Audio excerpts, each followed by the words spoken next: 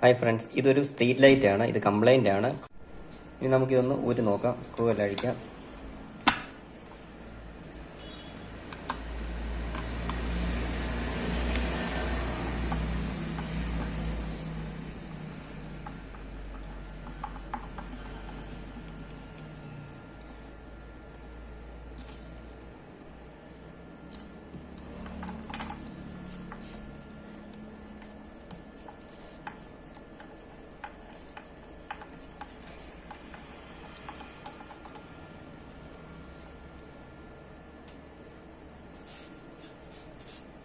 ഞാൻ ഈ സ്ക്രൂ എല്ലാം ഒന്ന് അഴിച്ചിട്ട് നിങ്ങളെ കാണിച്ചു തരാം. ഞാൻ സ്ക്രൂ എല്ലാം റിമൂവ് ചെയ്തിട്ടുണ്ട്. ഇനി നമുക്കിതൊന്ന് ഓപ്പൺ ചെയ്ത് നോക്കാം.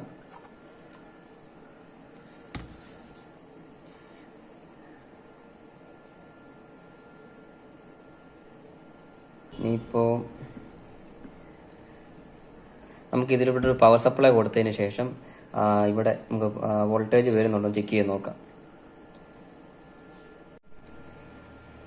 ഞാൻ പവർ സപ്ലൈ കണക്ട് ചെയ്തിട്ടുണ്ട്. ഇനിയിപ്പം നമുക്ക് LED-യിലേക്ക് വോൾട്ടേജ് വരുന്നുണ്ടോ എന്ന് ചെക്ക് ചെയ്ത് നോക്കാം.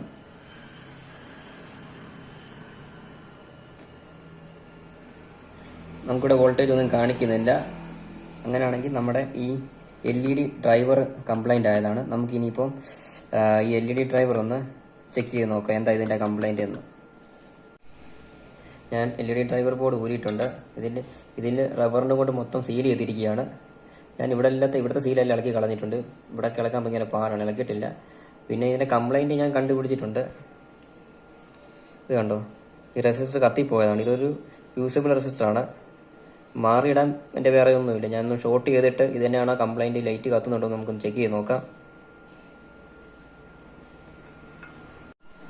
നമുക്ക് ഈ റെസിസ്റ്ററിന് കണ്ടിന്യൂറ്റി ഉണ്ടോന്ന് ചെക്ക് ചെയ്ത് നോക്കാം. കംപ്ലൈൻറ്റ് ആണോ എന്നൊന്ന് ചുമ്മാ ചെക്ക് ചെയ്തേക്കാം.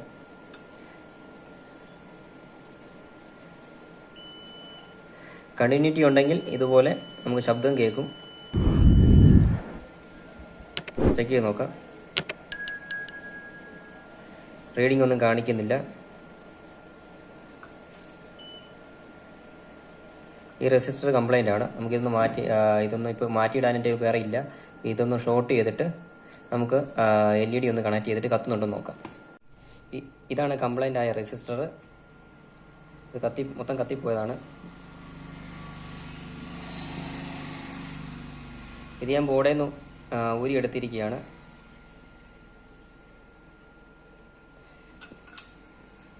എന്നിട്ട് റെസിസ്റ്റർ ഇല്ല, ഞാൻ ഡയറക്റ്റ് AC നമ്മുടെ ബോർഡിലോട്ട് കണക്ട് ചെയ്തിരിക്കുകയാണ്. AC-യുടെ വയർ കണക്ട് ചെയ്തിരിക്കുകയാണ്.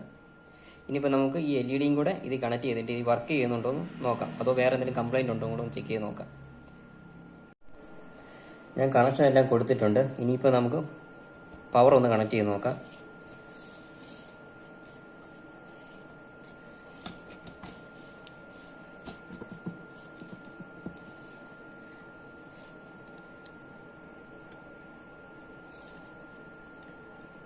സാധനം വർക്കിംഗ് ആയിട്ടുണ്ട്. ആ റെസിസ്റ്റർ കംപ്ലൈൻ്റ് ആയതായിരുന്നു.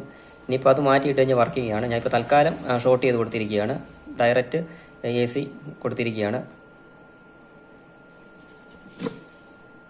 ഇനിയിപ്പോൾ നമുക്ക് പഴയതുപോലെ ഇത് തന്നെ നമുക്ക് അസംബിൾ ചെയ്തെടുക്കാം. പഴയതുപോലെ തന്നെ സ്ക്രൂ എല്ലാം ചെയ്തിട്ട് ഒന്നുകൂടെ ഇത് ഞാൻ കത്തിച്ച് കാണിക്കാം.